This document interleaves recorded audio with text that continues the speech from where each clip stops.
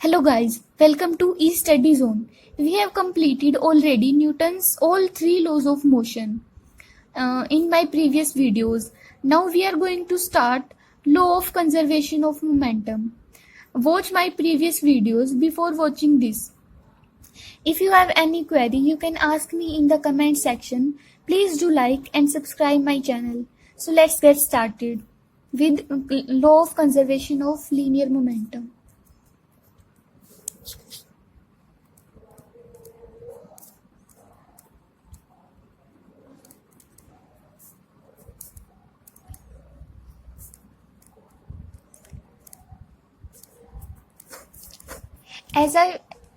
As I have already described about the momentum, what is momentum?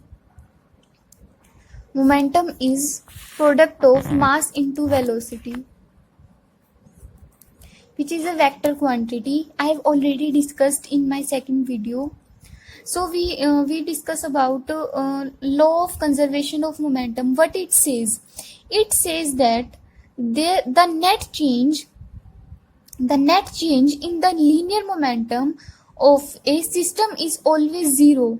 Means इसका क्या मतलब है? First of all, I am writing here the net change in the linear momentum of a system is always zero.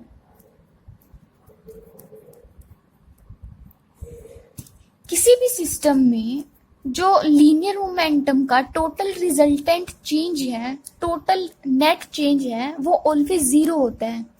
हो सकता है उस system की जो उस सिस्टम में ऑब्जेक्ट्स की वेलोसिटीज अलग अलग हों, बट जो टोटल जो मोमेंटम क्या होता है, मोमेंटम मास इनटू वेलोसिटी होता है.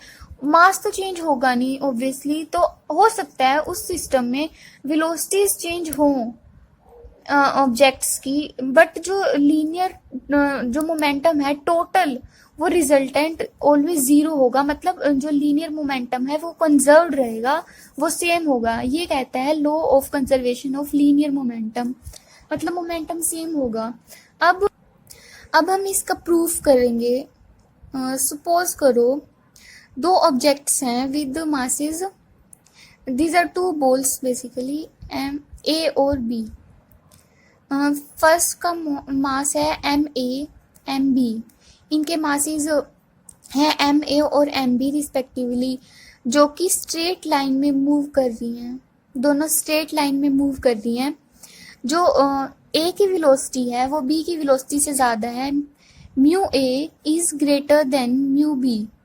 इनिशियल वेलोसिटी है जो ए की है वो बी से ज़्यादा है. अब इनका कोलिजन होगा. ए और बी कोलिजन मीन्स ये दोनों आपस में टकराएंगी. जो न्यूटन्स के थर्ड लॉ ऑफ मोशन के अकॉर्डिंग ए बी पे फोर्स एक्सर्ट करेगी एफ ए बी, तो बी भी equal and opposite force exert करेगी एफ बी ए. ठीक है, तो अब इनकी after collisions there velocities change. Collision के बाद इनकी वेलोसिटीज डिफरेंट होंगी. इसकी वेलोसिटी से वी ए, इसकी वेलोसिटी वी बी. मास तो सेम ही रहेगा. सो फ्रॉम तो अब इनका जो मोमेंटम है, पहले हम इनिशियल मोमेंटम लेते हैं. इनिशियल मोमेंटम क्या था इनका? ए का एम ए यू ए और बी का इनिशियल मोमेंटम था M B mu mu B. इनका final momentum M A V A. B का ए का है, ये बी का है इनिशियल, ये final momentum M B we B. तो चेंज इन मोमेंटम क्या होगा? एम इसमें से ये सब्ट्रैक्ट कर देंगे. M A V A minus M A mu A. A का है ये rate of change of M A common V A minus mu A. अब change in momentum of B. M B, इसमें से ये सब्ट्रैक्ट करेंगे, M B we B minus M B mu B, इस m b common आ जाएगा, m b is equal to v B minus mu B.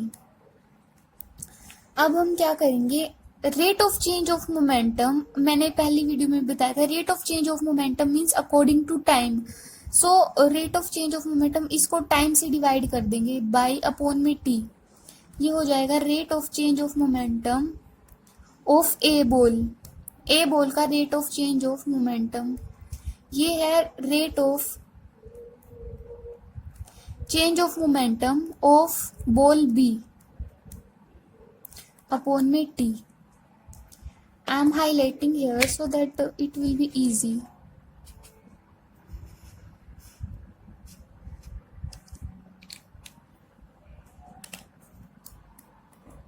यह है rate of change of momentum of ball A, rate of change of momentum of ball B. Now according to Newton's third law of motion, जो force exerted है वो दोनों का equal होगा। और force क्या है, रेट ऑफ चेंज, फोर्स क्या होता है, रेट ऑफ चेंज ऑफ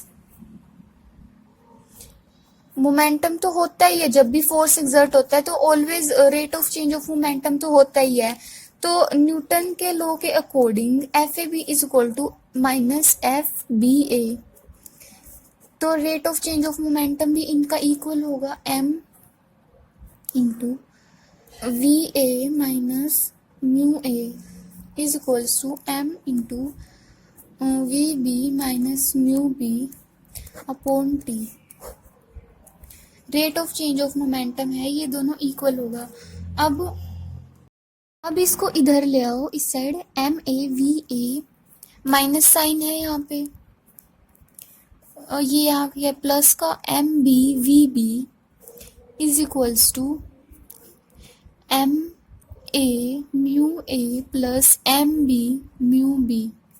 ये है फाइनल, ये क्या है मोमेंटम, ये फाइनल मोमेंटम है of two bodies A and B. ये है initial momentum of two bodies A and B. तो इससे हमें क्या पता चलता है, hence proved that rate of change of momentum is always conserved, it does not change, it's always zero. Thank you guys.